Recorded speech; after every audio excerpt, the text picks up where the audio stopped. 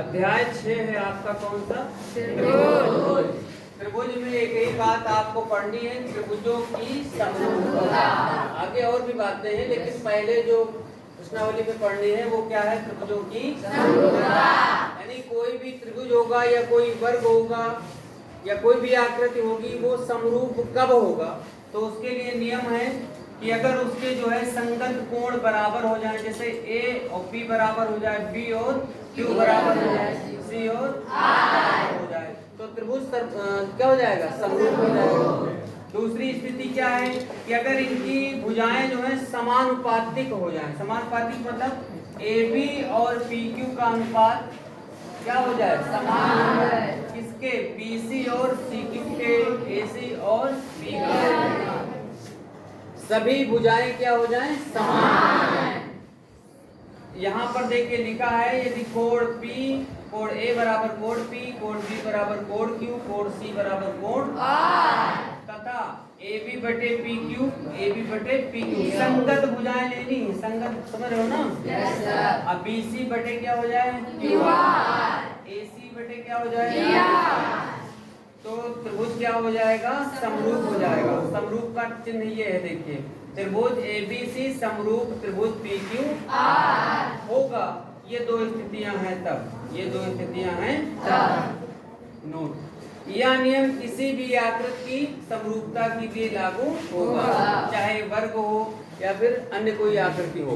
अगर संगत कोण और संगत भुजाओं का अनुपात क्या है? समान है, तो फिर वो क्या हो जाएगी? समरूप हो जाएगी।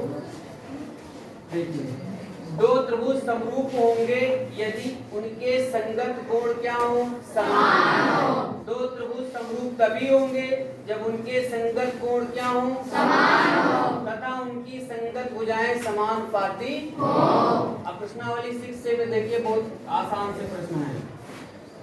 पहला प्रश्न लिखा है, निम्नलिखित युग्मों के दो भिन्न भिन्न क्या करिए? समरूप आकृतियां। दो वृत्त समरूप हो सकते हैं कि नहीं हो सकते? कोई भी दो वृत्त क्या हो जाएंगे? समरूप हो जाएंगे। कोई भी दो त्रिभुज समरूप हो जाएंगे। अपनी तरफ से कोई भी कह सकते हो, कोई भी चतुर्भुज क्या हो जाएगा? चतुर्भुज का मतलब वर्ग ले लीजिए, जैसे कोई भी दो वर्ग, कोई भी दो वर्ग क्या हो जाएंगे? दूसरा प्रश्न, दूसरे प्रश्न में एक आकृति बनी हुई है, दो आकृतियां बनी हुई हैं। कितनी आकृतियां? दो। एक तो देखिए ये SPQR, दूसरा है DABC, है कि नहीं? तो हमने क्या किया? हमने इनका अनुपात निकाल लिया भुजाओं का। इसका? भुजाओं का। भुजाएं दी हुई है, कोण की माप तो दी हुई नहीं है, तो कोई दिक्कत नहीं है। SP बटे DS निकाला तो हमने क्या देखा कि 1.5 बटे 3 किया, दशमलव से हटाएंगे तो 30 हो जाएगा। 15 एकम 15, 15 दूना 30 का मान 1 बटे 2 आ जाएगा। यही काम यहाँ पर भी करेंगे। PQ बटे AB, तो 1.5 बटे क्या हो जाएगा? 3, वही अनुपात आ जाएगा 1 बटे 2। इसका देखिए, इसका भी QR बटे BC, देखिए QR बटे BC, इसका भी वही आ जाएगा 1.5 बटे 3। फिर इधर करेंगे RS बटे CD, तो यानी टोटल मिला के जो अनुपात आया वो क्या आ गया? 1 बटे 2।